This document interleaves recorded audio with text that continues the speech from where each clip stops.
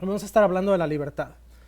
En la semana pasada celebramos la libertad de este país, celebramos que se independizó de Inglaterra hace ya muchos años. Pero, ¿qué significa realmente libertad para nosotros? Escuchamos mucho libertad. Ay, tenemos libertad para hacer esto y libertad para hacer el otro, pero ¿qué significa libertad? Vamos a estar platicando de Gálatas y vamos a estar en el capítulo 2, versículos 11 al 21. Si usted tiene las notas allá a la mano, puede usar las notas. Si tiene su Biblia, ábrala. En Gálatas 2, versículos 11 al 21. Para dar un poquito de contexto histórico a lo que estaba pasando en esa época, la iglesia de Galacia había sido alcanzada por Pablo. Pero el problema es que empezaron a venir personas que empezaron a meter cosas adicionales al Evangelio. El Evangelio decía que solamente somos salvos por gracia, pero ellos agregaron cosas. Ellos dijeron que además de la gracia de Dios, también tenía uno que hacer ciertos rituales. Un ejemplo de los rituales era la circuncisión. Y hubo pleito entre Pablo y Pedro, a lo mejor no pleito casado o pleito fuerte, pero fue una discusión que tuvieron porque dice la palabra de Dios, y lo vamos a leer, que Pedro de repente empezó a sentir temor de lo que iban a decir los judíos si él no predicaba la circuncisión para los gentiles también. De hecho, Pedro está en casa de Simón el Curtidor y va a la azotea mientras le preparan de comer, y mientras está en la azotea tiene él una visión. Y la visión baja un manto enorme con animales de todo tipo y le dice: Pedro, mata y come. Y Pedro dice: no, Señor, nunca he comido ningún alimento impuro en mi vida. Y Dios le dice: no llames impuro a lo que yo ya he bendecido. Y eso ocurre durante ese momento en que Pedro está teniendo esa visión. Y justamente llega alguien a llamar a Pedro para ir a la casa de Cornelio. Ellos eran gentiles. Era un centurión, de hecho. Y él va y él empieza a predicar el evangelio. Ahí se da cuenta que el Espíritu cae sobre toda la familia, y es donde se da cuenta así de: oh, también es para los gentiles. Pero la cuestión está en que Pedro estaba tratando de mantener su posición de ser el bueno, ser el discípulo sobre el cual se iba a construir la iglesia de Dios, y está tratando de quedar bien con los judíos. Y ese fue el problema que desencadenó toda la situación con Pablo. Ahora, una de las cuestiones importantes es que Pablo está hablando a la iglesia de Galacia sobre justificación. ¿Qué significa ser justo? Significa que nosotros cambiamos nuestra condición de pecado a una condición de justicia, que quiere decir que somos limpios delante de Dios. Cuando estamos en pecado, nuestra condición es completamente impura. Dios no puede convivir con el pecado. Estamos sucios ante Dios. De hecho, dice la palabra de Dios que es como un trapejo de inmundicia. Y si le explico lo que es un trapejo de inmundicia, muchos de ustedes van a entender qué es lo que es.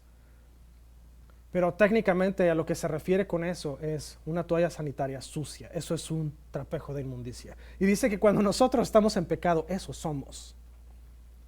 Pero el sacrificio de Jesús nos limpió y nos convirtió en justos, que significa que ya no somos más pecadores, sino que pasamos a una condición en la que somos como Jesús, somos hijos, somos herederos de Dios. Así que Pablo les está diciendo: ustedes han sido justificados, y la única justificación que existe es la fe en Jesús, cuando usted recibe a Jesús en su corazón y por fe cree en Jesús. ¿Qué significa ser cristiano? ¿Es simplemente tener fe y ya? ¿Qué significa estar en la familia de Dios? ¿Cuánta unión tenemos que tener para estar dentro del círculo cristiano? Todas estas preguntas son abordadas por el apóstol Pablo en esta precisa carta a los Gálatas. La pregunta que yo les quiero hacer hoy es: ¿quién es el pueblo de Dios? ¿Quién es el pueblo de Dios? Nosotros somos el pueblo de Dios. Antes de Jesús era el pueblo escogido de Israel solamente, pero después de Jesús esa división se rompió, y ahora ya no hay griego, no hay judío, no hay gentil tampoco. Ahora todos somos hijos de Dios. Todos somos parte de. Ahora, si la justificación es solamente a través de la fe, ¿qué es lo que previene que un individuo promueva el pecado? Porque alguien puede decir: pues sí, ya fui limpiado por la fe, ahora ya puedo hacer lo que yo quiera porque fui hecho justo. Pero, ¿qué es lo que hace precisamente que eso no ocurra? Si la justificación es a través de la fe solamente, ¿por qué eso no desvirtúa el resto de la ley? Y la respuesta que Pablo da y la respuesta que está escrita en los evangelios es: esto no desvirtúa la ley, porque la ley fue cumplida por Jesús para que usted fuera justificado. Porque ¿sabe qué? Desde el momento en que Moisés va al monte y desciende del monte Sinaí con las tablas de los 10 mandamientos, él está leyéndole los mandamientos a la gente, y mientras está leyendo: no te harás imagen de nada que hay en los cielos, ni la tierra, ni las aguas debajo de la tierra. La gente tenía un becerro de oro allá atrás. Justamente está leyéndoles que no deberían tener ningún tipo de ídolo, y la gente ya había hecho un ídolo mientras estaba Moisés arriba. No había forma de que la gente fuera justificados por sus propias obras, ni por ningún sacrificio. De hecho, Isaías, usted puede leer los 4 primeros capítulos del libro de Isaías, y una de las cosas que Dios repite constantemente es que el pueblo de Dios era comparado con una mujer de la calle, con una prostituta. Y no solamente eso, pero les dice que eran infieles y que era un pueblo rebelde y un pueblo terco y un pueblo que simplemente no estaba cumpliendo. De hecho, les dice en un punto: estoy asqueado de sus sacrificios, asqueado del incienso que queman para mí, asqueado de la sangre de los animales. ¿Por qué? Porque ya no lo hacían de corazón. Se convirtió en una licencia para pecar para el pueblo de Israel. Sí, nada más llevo un cordero mañana y ya quedo limpio de mi pecado. Y sabe que muchas veces pensamos como cristianos que la libertad que Dios nos dio a través de la gracia, a través de la fe en Jesús, se convierte en esa licencia para pecar, pero no lo es. Voy a entrar a esto tantito más adelante. Los judíos del primer siglo pensaron que habían sido escogidos por Dios, pero solamente a través de la obediencia estricta de la ley se mantendrían dentro del pacto. Y eso fue lo que regió por muchos días, por muchos años. Ellos pensaban que solamente cumpliendo la ley estrictamente se iban a mantener dentro del pacto. Pero Pablo dice: la ley no la podemos resistir. La ley estaba poniendo una carga tremenda sobre la gente. Y es cierto. Y solamente Jesús pudo remover esa carga y decir: no necesitas hacer todo esto, necesitas obedecer 2 mandamientos clave. Amarás al Señor tu Dios con todo tu corazón, con toda tu alma, con toda tu mente y con todas tus fuerzas, y amarás a tu prójimo como a ti mismo. Sobre estos 2 mandamientos se basan la ley y los profetas. Eso es todo lo que nos dijo Jesús. Ahora, amar a nuestro prójimo conlleva muchas cosas. Muchísimas cosas. La ley era solamente para mostrarnos que nosotros no podíamos por nuestras propias fuerzas. Cuando usted tiene algún problema médico y usted va a la sala de emergencias, usted entra, el doctor empieza a hacerle preguntas, y por las preguntas que le hace y haciendo sus evaluaciones de rutina, como checar su presión, checar su temperatura, checar ciertos otros signos vitales, el médico, si no puede encontrar algo que esté causándole el problema por el cual usted fue a emergencias, lo va a meter a una máquina de un MRI. Le va a hacer a lo mejor una tomografía, a lo mejor un scan completo de todo el cuerpo, y va a pasar usted los 10 minutos más miserables de su vida en esa máquina. Pero lo que la máquina hace no es darle la cura para el problema. La máquina lo único que hace es darle un diagnóstico de cuál es el problema que está oculto, que el médico no puede ver. Y esa era la ley. La ley que dio Dios a Moisés en el monte Sinaí era como ese MRI, era simplemente para decirnos: esto es todo lo que está mal que estás haciendo. Por eso le decía yo hace unos minutos, baja Moisés del monte, les empieza a leer los mandamientos y está el becerro de oro ahí. A lo mejor ya molido, ya se los había dado en el agua a los que lo habían estado adorando. Porque dice la palabra que lo molió hasta hacerlo polvo, lo puso en el agua y se las dio a beber a los que lo hicieron y a los que lo estaban adorando. A lo mejor ellos necesitaban un MRI después. No iban a pasar el detector de metal porque ya habían tomado oro. Pero la ley fue eso. La ley fue para enseñarnos en dónde estábamos nosotros mal. Y no solamente eso, pero nos estaba enseñando nuestra condición de incapacidad de cumplir con todos los requisitos de Dios. ¿Está de acuerdo? Vamos a leer Gálatas 2, versículos 11 al 21. Dice: pero cuando Pedro vino a Antioquía, le resistí cara a cara, porque era de condenar, pues antes que viniesen algunos de parte de Jacobo, comía con los gentiles, pero después que vinieron se retraía y se apartaba, porque tenía miedo de los de la circuncisión. Y en su simulación participaban también los otros judíos, de tal manera que un Bernabé, hablábamos de Bernabé la semana pasada, que era un hombre que estaba trayendo gente, reconciliando gente, y ahora Bernabé también, dice, Bernabé fue también arrastrado por la hipocresía de ellos. Pero cuando vi que no andaban rectamente conforme a la verdad del Evangelio, dije a Pedro delante de todos, si tú siendo judío vives como los gentiles y no como judío, ¿por qué obligas a los gentiles a judaizar? Nosotros, judíos de nacimiento y no pecadores entre los gentiles, sabiendo que el hombre no es justificado por las obras de la ley, sino por la fe de Jesucristo, nosotros también hemos creído en Jesucristo para ser justificados por la fe de Cristo y no por las obras de la ley, por cuanto por las obras de la ley nadie será justificado. Y si buscando ser justificados en Cristo, también nosotros somos hallados pecadores, ¿es por eso Cristo ministro de pecado? En ninguna manera, porque si las cosas que destruí, las mismas vuelvo a edificar, transgresor me hago. Pues yo por la ley soy muerto para la ley, a fin de vivir para Dios. Con Cristo estoy juntamente crucificado, ya no vivo yo, mas vive Cristo en mí, y lo que ahora vivo en la carne, lo vivo en la fe del Hijo de Dios, el cual me amó y se entregó a sí mismo por mí. No desecho la gracia de Dios, pues si por la ley fuese la justicia, entonces por demás murió Cristo. Señor, esta mañana queremos poner esta reunión en tus manos. Te pedimos, Dios, que tu palabra hoy caiga en nuestro corazón. Señor, Espíritu Santo, ayúdanos a ver nuestra realidad, ayúdanos a ver nuestra verdadera libertad que tenemos en ti, a quitar todo estorbo y toda obstrucción, Señor, que nos impida vivir como tú vives, como Jesús vivió. Ayúdanos, Señor, a no caer en el error de Pedro, pero a ser como Pablo, Señor, que a pesar de todas las circunstancias y las dificultades, logró confrontar el problema y logró con sabiduría del cielo arreglar la situación. Ayúdanos a ser, Señor, como Bernabé era, Señor, que somos restauradores, y te pido que tu palabra hoy caiga en nuestros corazones de una manera, Señor, como en tierra fértil, que pueda crecer, que pueda florecer y fructificar en nombre de Jesús. A todos ustedes les gusta el fútbol. No voy a decir que no, nadie me va a decir que no. Cuando usted está viendo un partido de fútbol y está un jugador con la pelota y se está acercando y de repente llega otro y le mete una patada bien buena y lo tira, y llega el árbitro y saca la tarjeta roja, la reacción de muchos de nosotros es: ¿por qué le sacó la roja? No puede ser, lo está expulsando. Esa es una terrible jugada, sobre todo si la persona que está siendo expulsada es del equipo al que usted le iba. Y está así, ¿cómo es posible?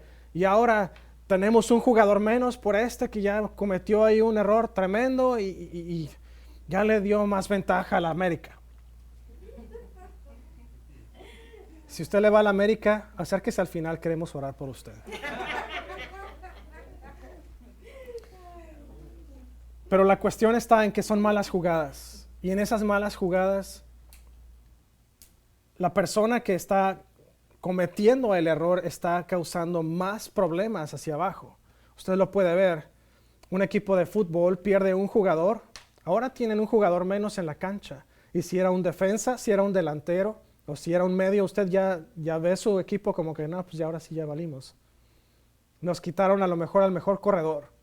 Y tal vez fue una tarjeta roja que fue injusta, quién sabe, pero fue una jugada que le causó una tarjeta a un jugador. Y por la culpa de ese jugador, ahora un equipo completo está pagando el precio. Y así fue lo que hizo lo que hizo Pedro. Pedro cometió un error.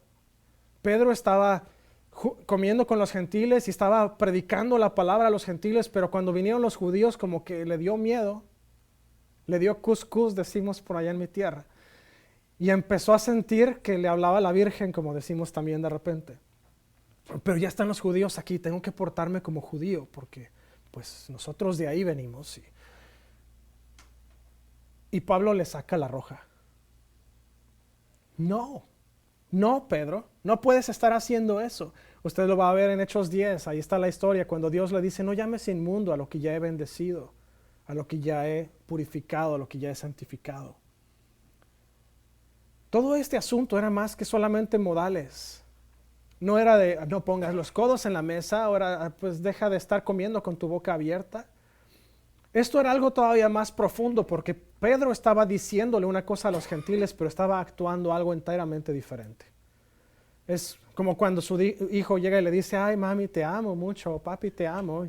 Y usted lo manda a recoger el cuarto y en lugar de ir a recoger el cuarto se pone a gritarle y a contestarle y se pone a decirle todas las cosas o las razones por las cuales no debería usted mandarlo. En algún lugar yo escuché, ay no, es que ustedes me ponen tantas cosas que hacer que parece que soy su sirviente. Y se queda uno, perdón. Si nada más te mandé a recoger tu cuarto, eso es todo. Yo no tiré los juguetes, los tiraste tú. Y muchas veces, o esa fue la actitud de Pedro. Pedro estaba diciendo, no, es que ustedes, y es que la fe en Jesús, pero llegan los judíos y quiere observar ahora todas las cosas. Pedro cayó en el problema del Evangelio de Cristo más algo. No era solamente la fe en Jesús, era Jesús más algo, y ahora tenía que cumplir con algún otro requerimiento. ¿Qué fue lo que pasó? ¿Por qué Pedro reaccionó así? Tenía temor a ser criticado. Tenía temor a perder su lugar. Pedro ahora estaba diciendo que había dos diferentes cuerpos de Cristo, no con palabras, pero con actitudes. Para los gentiles hay una serie de cosas, para los judíos hay otra serie de cosas. Y ahora hay dos diferentes evangelios y en esos dos diferentes evangelios Pedro está agregando más cargas a la gente. Ahora, ¿cómo afecta eso que hizo Pedro a nuestra sociedad actualmente? ¿Qué es lo que tenemos nosotros que vigilar en nuestra sociedad? Usted es cristiano y usted tiene vecinos y usted tiene familiares y usted va a lo mejor con alguien y mientras usted está afuera, probablemente alguno de ustedes en algún momento ha escuchado alguna pregunta o algún comentario como, pues si tú eres cristiano, tú deberías hacer o no hacer X o Y. Yo no sé usted, pero yo lo he escuchado. A lo mejor usted se junta con gente más santa que con la que yo me juntaba. Pero normalmente escuchábamos eso, sobre todo en la escuela. Pues si eres cristiano, ¿por qué entonces estás yendo a los foros de la escuela? Y los foros en la escuela era un lugar en el que podíamos expresar artes, música, poesía, etc. Y yo tocaba con la banda de la escuela. A mí me gustaba tocar porque pues sí tocaba en la banda de la iglesia, pero me gustaba también tocar con los muchachos en la escuela. Y me decían, no, pues si realmente fueras cristiano, no estarías tocando música secular.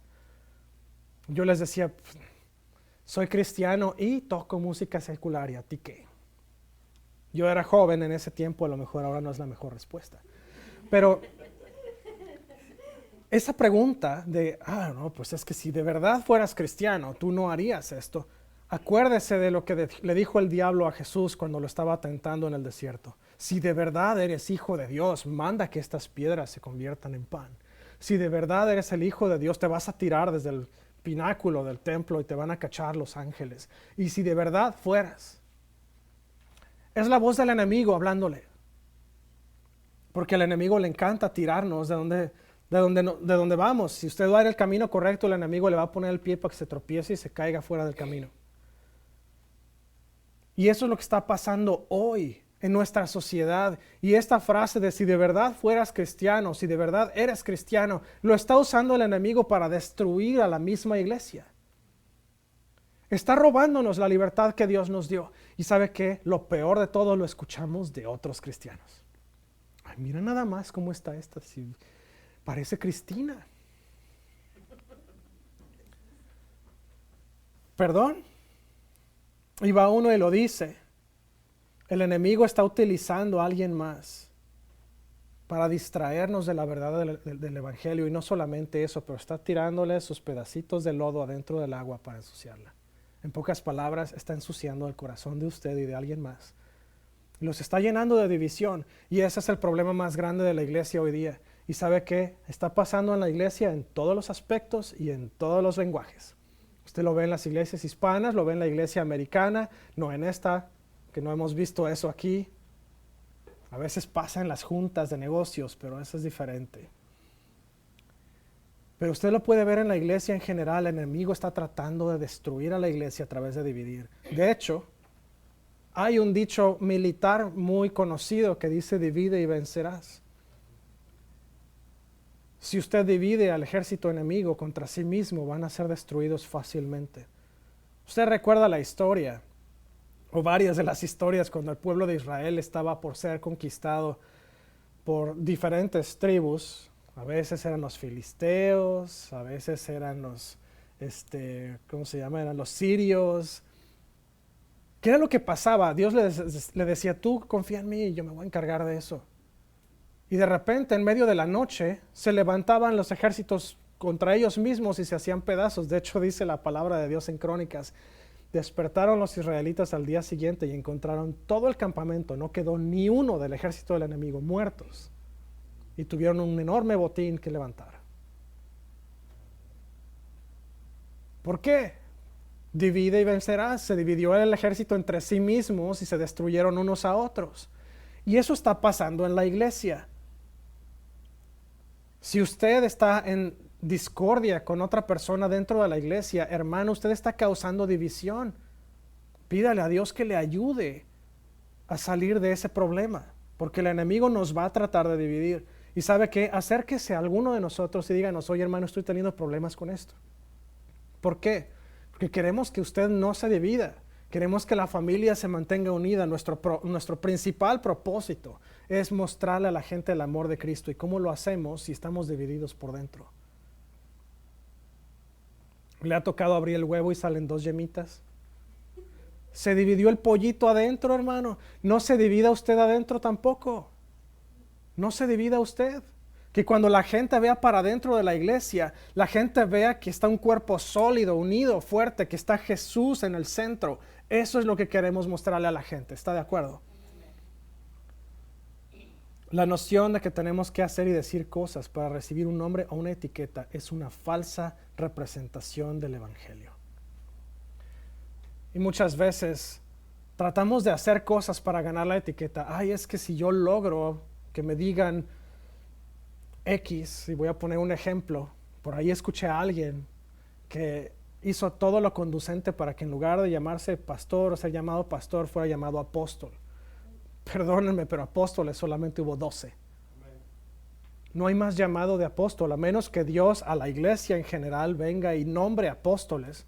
Hubo 12 hasta donde yo sé que la Biblia registró. Bueno, 13, pero uno se colgó. Y fue por sus propias ganas de colgarse, que él pudo haber rechazado vender a Jesús, pero no se hubiera cumplido el propósito. Un problema muy grande en la iglesia, y una razón del problema es que está simple y sencillamente la gente cayendo en el pecado de Pedro, que es dar un significado moral a algo que es una preferencia. Les voy a poner un ejemplo. A lo mejor usted prefiere venir a la iglesia y que cuando llega a la iglesia esté el cuarto a una temperatura en específico, que cantemos las canciones que ustedes le hacen bailar, que no sé, que el pastor venga vestido de smoking, como pingüino. Y cuando usted llega a la iglesia y lo ve, se queda usted así de: uy, no, pues es que aquí nomás no. Porque no cantaron la canción que me gusta, la que me hace sentir maripositas en la panza. Y el pastor no venía vestido de pingüino. Y aunque estaba haciendo frío en el cuarto. O a lo mejor a usted le gusta venir de short. No, es que pues, nadie más en la iglesia viene de short. Yo me siento ridículo viniendo de short, aunque el cuarto está como a 40 grados. Que luego pasa.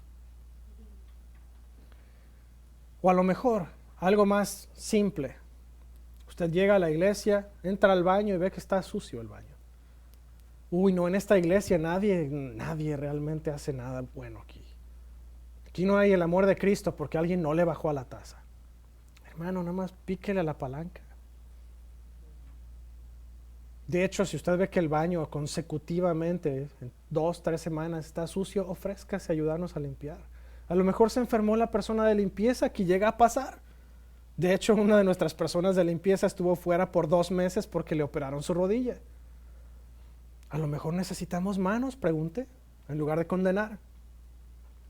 Pero cuando nosotros creamos una preferencia, lo convertimos en un asunto moral, con significado importante para nuestra creencia en Cristo, ahí es donde rompemos todo. Ahí es donde entramos a un evangelio de Jesús más algo. Y nuestra libertad se va por la coladera. Porque el pastor no tiene que venir de traje. De hecho, recuerdan, al principio yo venía a predicar de jeans. ¿Por qué lo hice y por qué ya no lo hago ahora? Les voy a decir por qué. Porque había un esquema de religión tan terrible que fue creado dentro de este núcleo en algún momento que se tenía que romper. ¿Cómo lo rompimos? Rompiendo esquemas. Hicimos cosas que no se hacían, cambié el púlpito por una mesa por un rato. ¿Por qué, pastor? ¿Usted está loco? No, no estoy loco, pero lo único que hice fue tratar de agitar el agua, porque ¿sabe qué? Cuando nosotros agregamos cositas al evangelio, nosotros estamos cayendo en religión y no en fe en Jesús. Nuestra cuestión aquí es predicar de Jesús. Queremos mostrarle a la gente el amor de Cristo, pero ¿cómo mostramos el amor de Cristo si nosotros estamos agregándole cosas al evangelio? Ah, no, es que ya no nada más es la fe en Jesús, ahora también son las sillas, hermano. Esas sillas raras que pusieron allá abajo en el auditorio general, que parece uno que va al cine, eso no me gusta, hermano. Sí, no sabe cuánta gente se opuso de momento, pero eso es una cuestión de preferencia, no es una cuestión religiosa, ni es una cuestión moral, es una cuestión de preferencia. El Espíritu Santo va a descender si usted está dispuesto a recibirlo. Esté sentado en una caja, en un guacal, esté sentado en una silla, de esas de plástico, sentado en una de estas, sentado en una de esas, o si está sentado en el trono del rey David, va a bajar el Espíritu Santo porque va a bajar. La cuestión está en que usted está dispuesto a dejarlo bajar o usted va a hacer una preferencia, una cuestión moral. Ese es el problema. Y no estoy apedreando a nadie en particular, simplemente estoy diciendo. En algún momento yo también tuve preferencias en la iglesia, sobre todo después de que fui herido por la iglesia. Llegué así de, uy, no, pues hay nada más. Estos ni tocan bien, ¿quién los puso ahí? Y ahí estoy yo también regándola en el piano a veces. No podemos permitir que el enemigo utilice todo el regalo de la diversidad que Dios nos dio como un arma en contra de cada uno de nosotros. Lo platicábamos hace unos días, Dios no nos hizo idénticos. Qué flojera tener mucha gente parecida a mí. Honestamente, estaría yo chocando con todos todo el tiempo porque sé cómo soy. Dios nos hizo a cada uno de nosotros y se lo voy a decir tal cual. Lo hizo a usted edición especial. No hay más que uno creado de usted. No hay copia. Hermano, ¿qué pasa si me pierdo? El Señor lo ha de encontrar. Usted es edición especial y los tiene a todos numerados. Edición especial 1. Así de fácil. Si el enemigo viene y dice, uy, no, pues es que mira, que él está güerito, tú estás prietito. Eso no es una razón moral o una razón espiritual, es una cuestión de preferencia. Es una cuestión de diversidad. A usted lo hizo el Señor más alto que yo, a mí me hizo más chaparrito, o a lo mejor yo soy más alto que usted. Yo no sé, pero así nos hizo Dios. Y nos hizo así para que cuando nos paremos juntos parezcamos el espectro de audio de una canción buena. Que todos tenemos hasta nuestro propio tono de voz, nuestra propia afinación. Decía por ahí un maestro de canto, usted es un instrumento musical. Usted tiene su propio tono, su propia afinación. Cada uno somos diferentes. Si nos paramos y cantamos, nosotros, cada quien tenemos nuestro tono en específico. Así nos hizo Dios, que el enemigo no lo use para destruir a la iglesia. Más bien que Dios lo utilice a usted para traer más unidad a su cuerpo, ¿está de acuerdo? Cuando la gente mira hacia nuestro Dios, ¿están ellos viendo la bondad de Dios o ven obstáculos hechos por hombres que obstruyen su visión de Él? Y la gente no va a ver a Dios buscándolo en el cielo, lo va a ver a través de usted. Cuando gente busca a Dios a través de la vida de usted, ¿le está viendo a Dios o está viendo obstáculos que usted creó, que están obstruyendo la visibilidad de la gente hacia Dios? Esa es una pregunta interesante. Si todos sus vecinos alrededor de usted saben que usted es cristiano y usted anda pero pataleando bien feo, está usted obstruyendo la visión de Dios, de la gente. No me vaya a decir, ay hermanos, entonces no le digo a nadie que soy cristiano. No, usted fue llamado a brillar. Su luz tiene que brillar. A eso fuimos llamados. Nuestro mandato es limpiar el camino a la salvación y no obstruirlo. Nuestra tarea principal es remover todo el mugrero que está obstruyendo el mover de Dios. Voy a apurarme porque todavía tenemos la cena del Señor. La hipocresía de Pedro fue infecciosa. No solamente afectó a Pedro, pero también afectó a Bernabé. También a él. La gente está poniendo sus ojos en usted y lo hablamos hace unas semanas. La gente está poniendo los ojos en la iglesia. ¿Qué es lo que está viendo? Porque usted le puede recitar de memoria la Biblia a la gente, pero si usted no está viviendo lo que usted predica. Nuevamente voy al ejemplo de los niños. Si le dice a su niño que lo ama, pero la agarra a patadas, se ríe de usted cuando lo disciplinan y en lugar de recoger el cuarto lo tira más, eso no es amor. Y yo no juego el amor apache. Eso no es amor. Si usted le dice al Señor, sí Señor, te amo, y usted le dice a la gente, es que yo amo a Cristo, pero por el otro lado usted está haciendo todo lo que dice la Biblia que no debería hacer. Usted está negando a Jesús con sus propias acciones. Hay ojos en todos lados, hay ojos en la iglesia. ¿Cómo está respondiendo usted a las presiones del mundo? Estuvo familia de nosotros aquí este fin de semana. Bueno, toda la semana pasada. Y sabemos que ellos tienen puntos de vista muy diferentes a los nuestros. Y estuvimos platicando de algunos asuntos y llegamos al punto que no queríamos tocar en algún momento, que era la cuestión de la televisión para niños. Y estábamos platicando de nuevos programas de televisión que vienen y las películas que han salido recientemente. Y yo les dije, nosotros no vemos televisión de Disney ya, porque ellos quieren endoctrinar a nuestros hijos en cosas que no van de acuerdo a la palabra de Dios. Y le voy a dar un ejemplo, la película de Lightyear que acaba de salir, de Buzz Lightyear. En esa película, uno de los personajes principales lleva una relación homosexual con otra mujer. Y no solamente eso, pero de alguna manera resulta embarazada. No sé cómo. Son dos mujeres. Explíquele a sus hijos que eso simplemente no es posible. Si puede no permitirles ver esa película, por favor no lo haga, no los permita caer ahí. Esa es Disney. La compañía que estaba tratándonos de hacer pensar en algún momento que nuestros hijos estaban seguros viendo sus programas de televisión, ahora es de la que nos tenemos que cuidar. ¿Cómo estamos respondiendo como cristianos a eso? Le voy a decir cuál es la respuesta de muchos de nosotros. Dejamos de ver ese tipo de televisión. No hay para los niños ya. Hay otros recursos. Hermano, es que mis hijos veían sus caricaturas. Bueno, ya hay otros recursos. Usted es miembro de OFA, usted puede ir a rightnowmedia.org y usted puede ver caricaturas hechas para niños ahí. Hay otra caricatura que está saliendo en línea, que es de los productores del estudio de Ángel, que se llama The Winged Feather Saga. Está muy interesante, muy bueno. Están haciendo una película sobre la vida de David para niños. Hay recursos ya allá afuera. Cámbiense de Disney, sintonicen otro canal. Van a empezar a llenarle a nuestros hijos la cabeza de cosas que no necesitan conocer a esta edad. Y mucho menos necesita usted tener que contestar preguntas. No lo permita. Nuestra misión no es ponerle gasolina al fuego. No debemos estar buscando a ver cómo nosotros hacemos el problema más grande.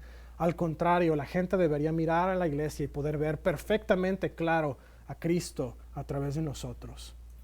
Deberían de poder ver una iglesia que no es sacudida, que no es llevada por el viento, por lo que pasa alrededor.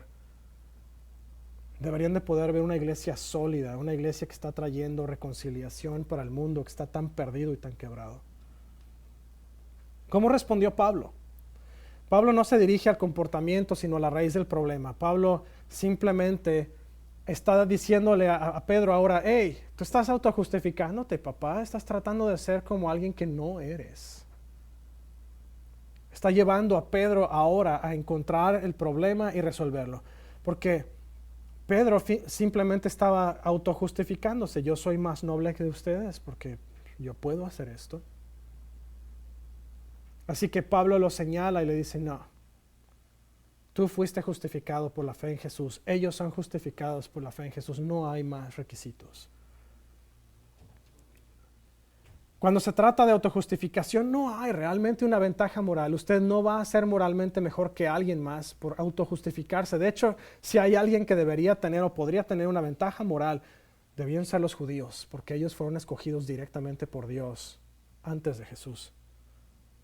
Y no solo eso, pero tenían unas costumbres y reglas muy estrictas y llevaban todos los festivales anuales que Dios había marcado en su palabra. Sin embargo, Jesús vino a nivelar el terreno y dijo, no hay más. No necesitas hacer nada más. La justificación es a través de mí. Vea, por ejemplo, al hijo pródigo.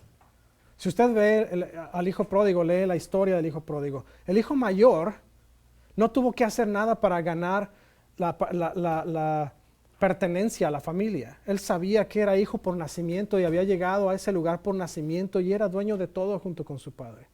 Jamás pidió un cabrito para echárselo con sus amigos, pero esa es otra historia, diría doña Chonita. Pero la cuestión está en que él sabía que no ganó el estatus de hijo, él nació a esa familia. Y con nosotros es igual, hermano, usted no se lo gana. No hay nada que usted pueda hacer para ganarse el estatus, es simplemente la fe en Jesús lo que lo hace entrar a la familia de Dios. Usted dice la palabra nace de nuevo cuando usted recibe a Jesús en su corazón, siendo ese el aspecto más importante, porque significa que usted usted recibe el estatus de hijo al nacer de nuevo a la familia de Dios. ¿Quiere saber cómo hacer a Dios agradar de usted? Tenga fe en Jesús. Es lo único que tiene que hacer. Tenga fe en Jesús. Ahora, la fe en Jesús va a producir buenas obras y una de las obras que va a producir es obediencia. La obediencia al Padre, la obediencia a Dios es la parte importante. Último punto, viva el Evangelio. Gálatas 2, versículos 17 y el 21. Dice, si buscando ser justificados en Cristo, también nosotros somos hallados pecadores. ¿Es por eso Cristo ministro del pecado? En ninguna manera. Porque si las cosas que destruí las mismas vuelvo a edificar, transgresor me hago.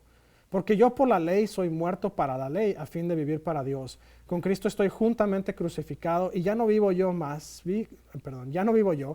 Cristo vive en mí. Y lo que ahora vivo en la carne, lo vivo en la fe en el Hijo de Dios, el cual me amó y se entregó a sí mismo por mí. No desecho la gracia de Dios, pues si por la ley fuese la justicia, entonces por demás murió Cristo.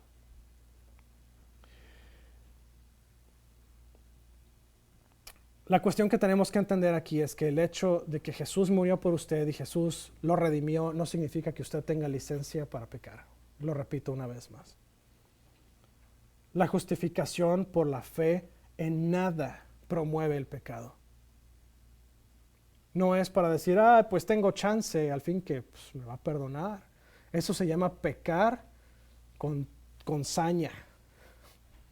Pecar con toda la conciencia de que usted va a pecar. Y eso dice la palabra que no hay remisión de pecado para eso. Cuando usted peca con todas las ganas, con toda la intención de hacerlo, ya no hay remisión, no hay perdón. Usted está abusando y está menospreciando el sacrificio de Jesús cuando usted peca arbitrariamente.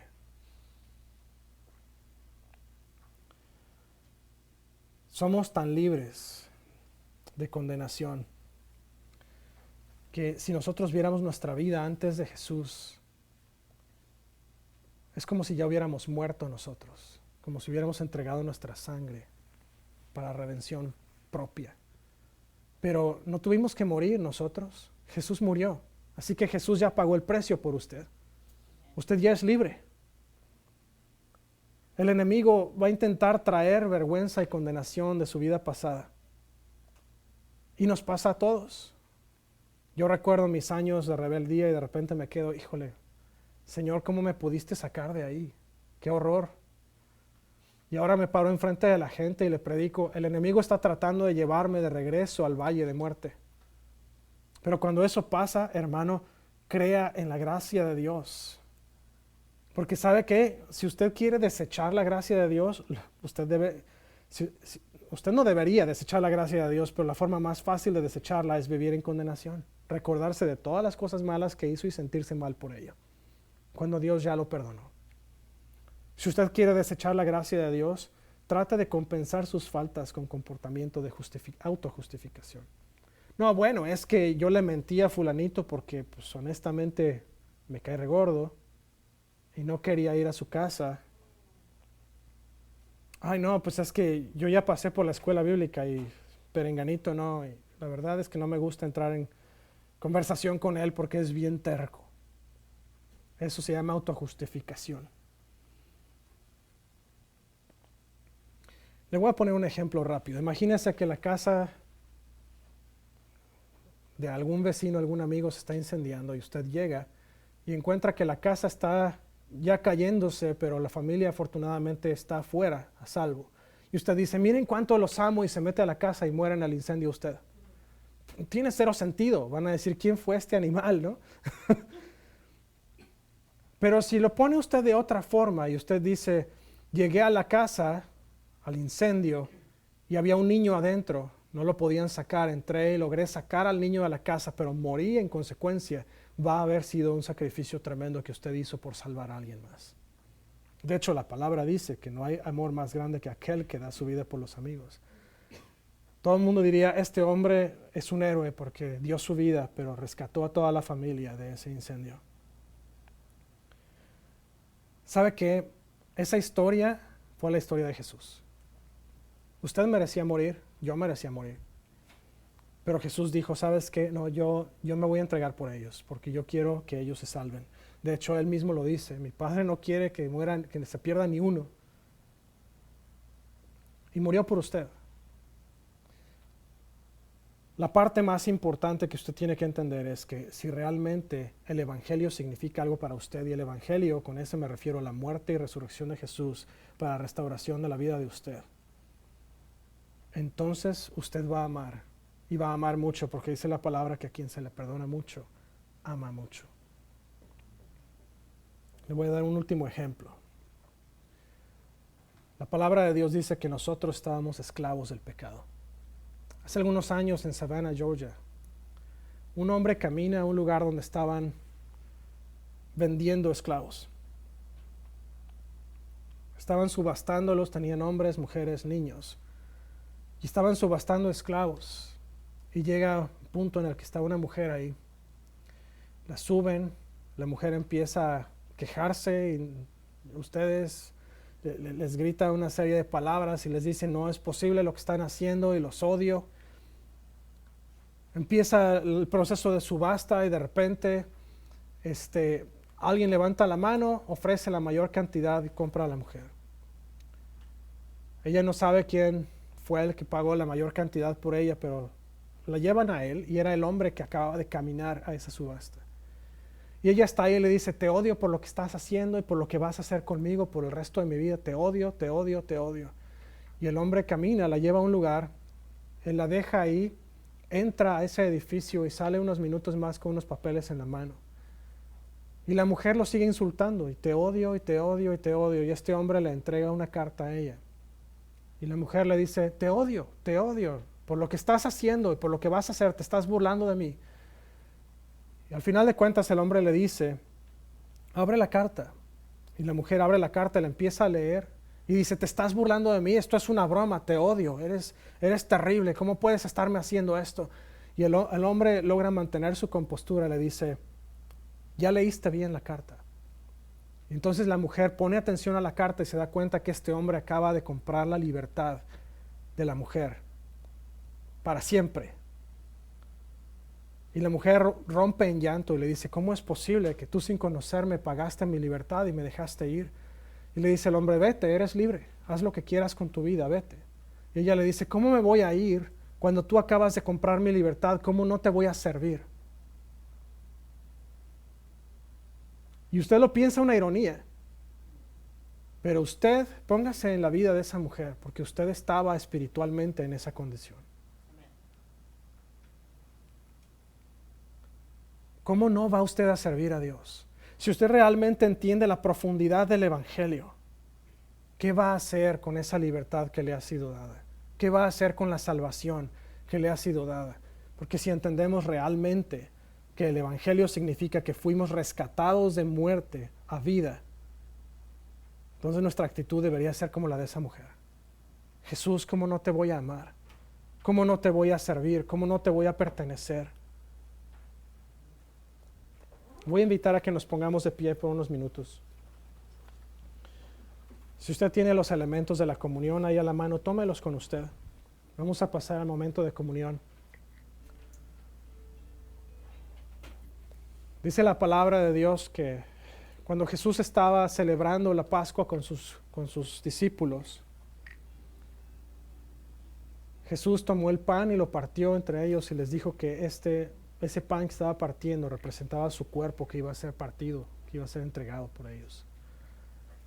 Y les dijo que la sangre o la copa que estaban a punto de tomar representaba la sangre de Jesús que era derramada por Él, por todos nosotros, para perdón de pecados. Pero les dijo Jesús que hicieran esa misma celebración en conmemoración o en recuerdo de lo que Jesús estaba haciendo por ellos. Y nosotros al partir el pan hoy estamos trayendo a memoria el sacrificio que Jesús hizo por usted y por mí al morir en la cruz en lugar de nosotros. La palabra de Dios dice que cuando nosotros nos acercamos a la mesa a participar del pan y de la copa, no debemos hacerlo de una manera impura, indigna. Ser indigno significa que nosotros no hemos recibido a Jesús en nuestro corazón o que nosotros estamos en condición de pecado. Que dice la palabra de Dios que si nosotros tomamos la copa y partimos el pan sin haber nosotros confesado nuestro pecado, el juicio de Dios caerá sobre nosotros. Esta sangre y este pan se convertirán en el pan y la sangre del juicio. Pero tenemos oportunidad de acercarnos a Dios. De hecho, si usted nos está viendo del otro lado de la cámara, o usted está aquí y dice, ¿sabes qué? Yo quiero poner mi vida en orden, yo quiero seguir a Jesús, yo quiero recibir la condición de hijo, pero también quiero partir el pan junto contigo, pastor, hoy.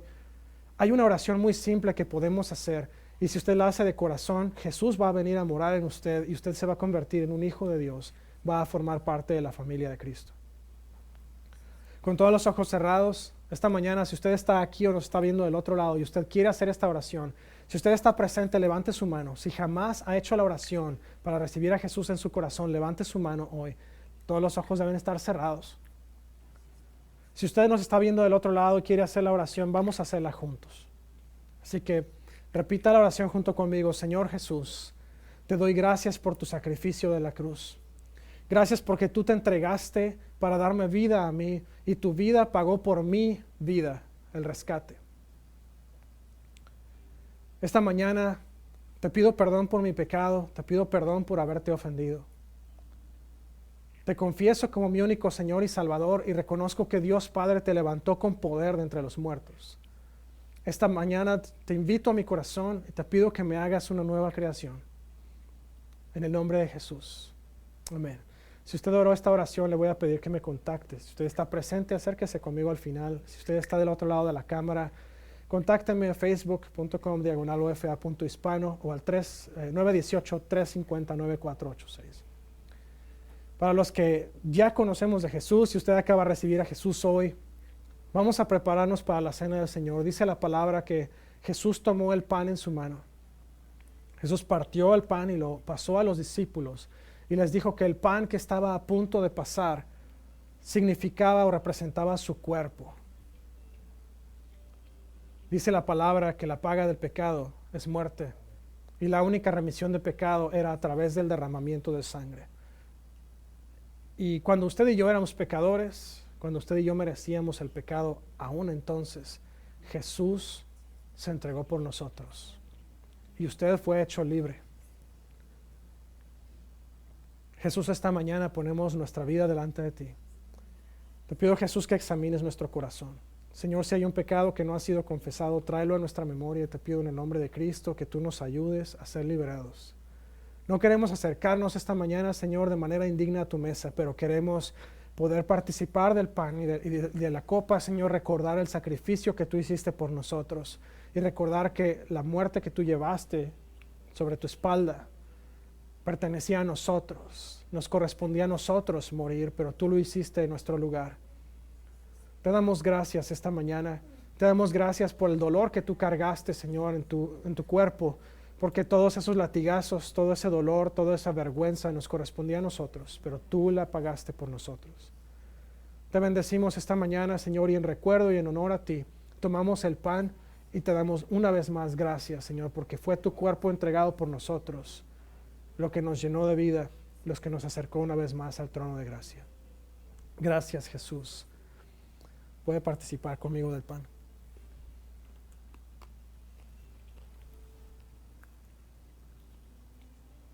Asimismo dice la palabra que tomó la copa y la pasó a sus discípulos y les dijo: toma de esta copa, este vino representa mi sangre. Sangre que es entregada hoy para perdón de sus pecados. Sangre que representa un nuevo pacto. La ley de Moisés era el primer pacto, pero Jesús estaba diciendo: con la sangre que estoy por derramar hoy, ese pacto queda terminado y empieza un nuevo pacto, que significa que a partir de ese momento nuestra fe en Jesús, la sangre de Jesús, el sacrificio de Jesús es todo lo que necesitamos para llegar a ser salvos. Esta mañana te damos gracias, Jesús, porque fue tu sangre la que pagó por nuestro pecado. Cuando nosotros merecíamos morir y nuestra sangre era la única paga por nuestro pecado, la única forma de redimirnos por nuestro pecado, Señor, tú decidiste dejarnos a nosotros en un estado de justicia y morir tú en nuestro lugar, para que pudiéramos ser reconciliados con el Padre. Y esta mañana te damos gracias. Gracias porque este nuevo pacto significa que ahora nosotros solamente ponemos nuestra fe en ti y solamente, Señor, nos entregamos a ti ahora como sacrificios vivos. Gracias, Señor, porque no fue necesario que nosotros muriéramos, pero por tu muerte ahora tenemos vida eterna. Gracias, Jesús. Gracias porque tú lo hiciste y lo hiciste una vez y para siempre. En el nombre poderoso de Jesús el Mesías. Puede participar de la copa conmigo. Señor, en memoria del gran sacrificio que hiciste hace más de 2000 años, esta mañana nosotros participamos de la copa y del pan contigo y te damos tantas gracias. Gracias, Señor, porque tú nos sacaste de la esclavitud. Gracias porque nos sacaste del dominio del pecado. Gracias porque nos rescataste incluso de la muerte. Y el día de hoy podemos levantarnos y podemos darte gracias. Y podemos recordar, Señor, que fue por tu sacrificio que nosotros fuimos renovados, restaurados, Señor, y nacimos de nuevo a tu maravillosa familia. Señor, te pido en esta mañana que nos ayudes a jamás olvidar, Señor, que fue por ti, fue por tu cruz, fue por tu sangre, Señor, que nosotros fuimos rescatados. Señor, que tú hiciste el sacrificio más grande y el último sacrificio que era necesario para que nosotros fuéramos perdonados.